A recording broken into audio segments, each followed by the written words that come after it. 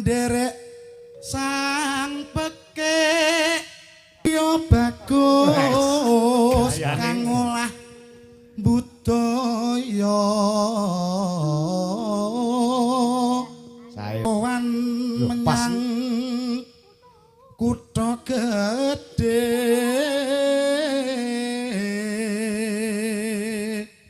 bendara terus kayungyon selendang kuning kang saking wukir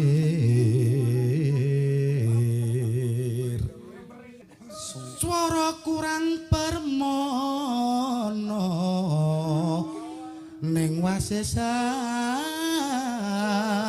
ngungro kaya ngungro marang bendara ora Dyah Sulistya pijer ngincangake alis terus tresno sesideman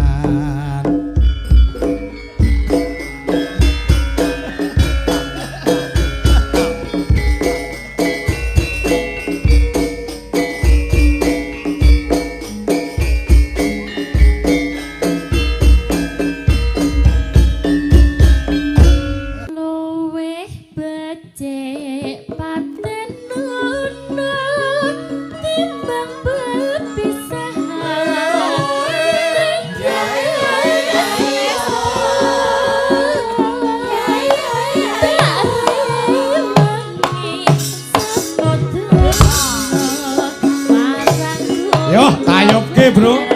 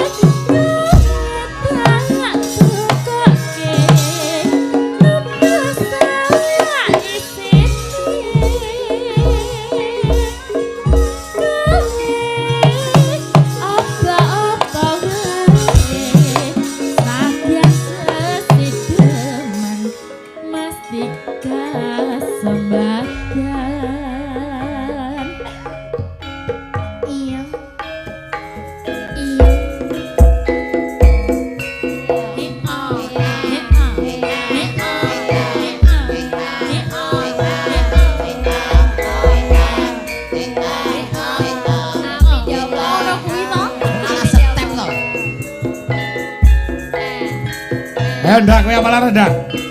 Apa lara? Ya, nang ayo ndak. Luwe.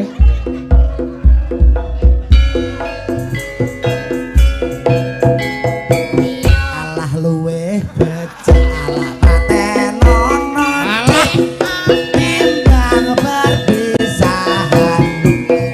Lancang Dyah Sulistya. Kok diparakne ning opa?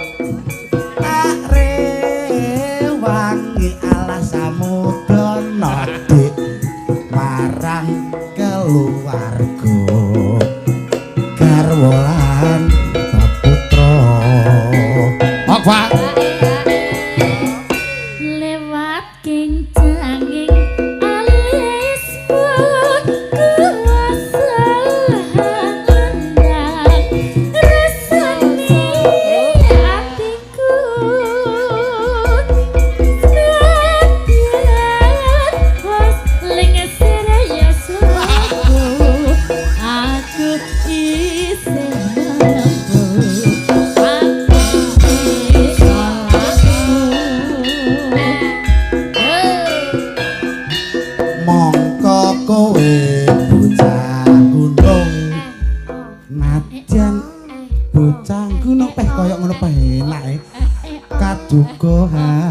Wong ya ngono lho Mbak Opa. Alon-alon. Jiwa ragaku kok yung-yun kahormatan mamprung rubung arep pinjung. Lagu isin mek eoh kaya bedok pitik. Mbok rada semangat to. Hento ngono lho rada gebrakan iki. Urip ana kota gedhe duwe tak-take apa saya isine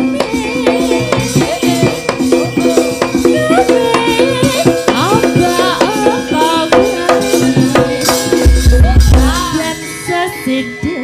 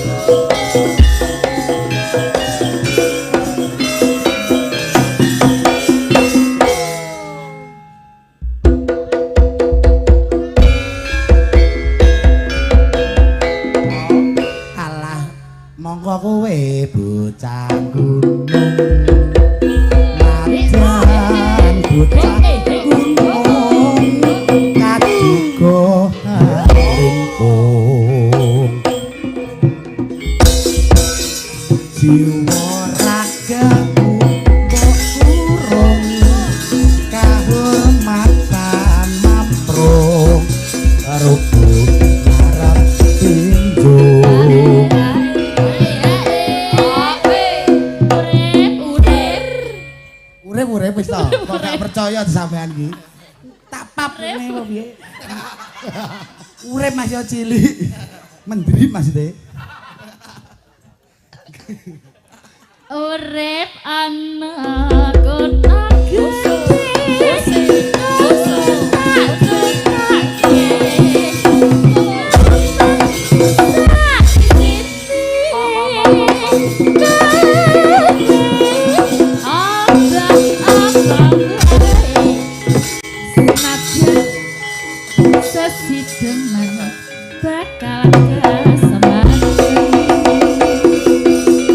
sampun paripurna pagelaran ing Kuro. Wis. Pengendang lek kemrongosen lagu wis entek wis panggar tampil ae. Garane wong akrami tutuk bondo tutu rupa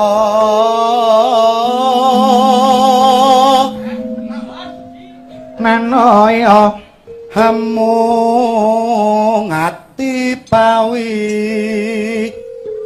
tane kuwi dienggo pengeling-eling awakmu dhewe ya Lek bagus nggih gegarane wong akrami iki dudu bondo dudu rupa ya ta nggih amung ati pawitane ngono dadi sok nek milih Yai Putri iki sing didelok iki piye ayune ngati kuwi iso ngladeni apa ora karo sing kakung setya bekti apa ora ya ta nggih nampa dawuh saka piyai sepuh wong kuwi yen pengen tentrem uripe nganggo lambaran L5 perkara ya ta nggih siji luhuring budi tegese akhlak tur harimah ping pindho lomo ing bondo tegese amal jariyah ping telu lembah manah tegese lemah lembut kaping papat lila legawa kuwi tegese ikhlas kaping 5 lulus raharja kuwi tegese slamet donya akhirat ngono mula kuwi nggo paugeran raimu kuwi nggih Mas Bayu ya luput pisan kena pisan milih calon bojo ki gampang-gampang angel luput pisan kena pisan ndak iso tuker tambah HP wae tukar tambah iki. Apa rumangsane kok. Mula nek sing putri karo sing kakung kuwi wis padha gathuk rasane ya bakal urip tentrem kuwi mau. Nah, ayo. Yen gampang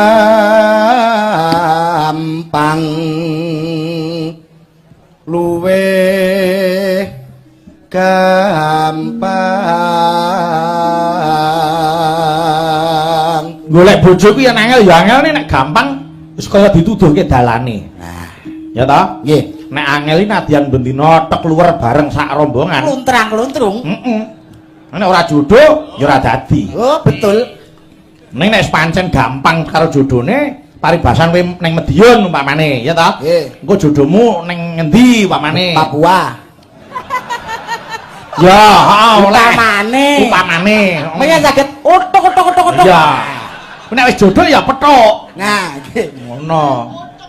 Ayo. Basa Papua iki lho maksudnya. Yo. Utuk. Ayo luput pisan Wis ngono kok. Yen gampang luwe gampang luwe gampang yen angel saiki. Yen angel ka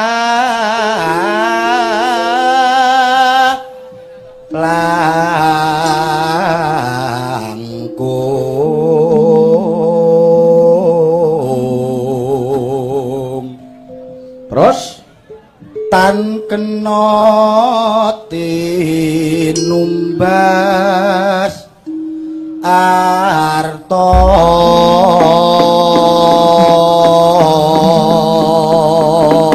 ya iya diaturke sik kelinci ucul dilanggamke monggo Mbak ngobengi kota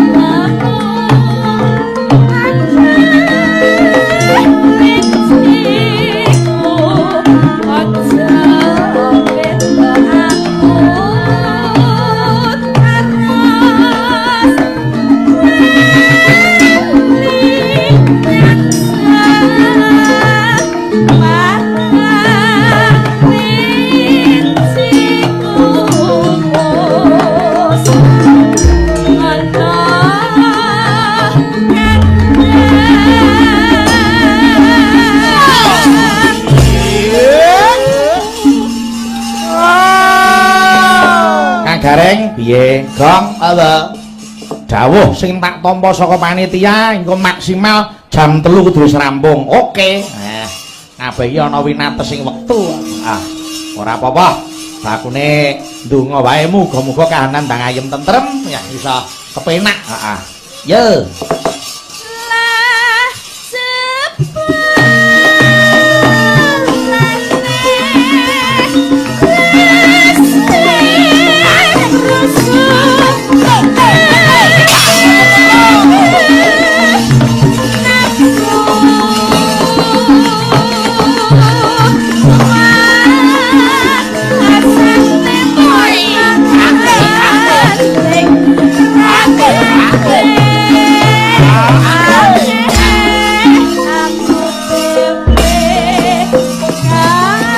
Saya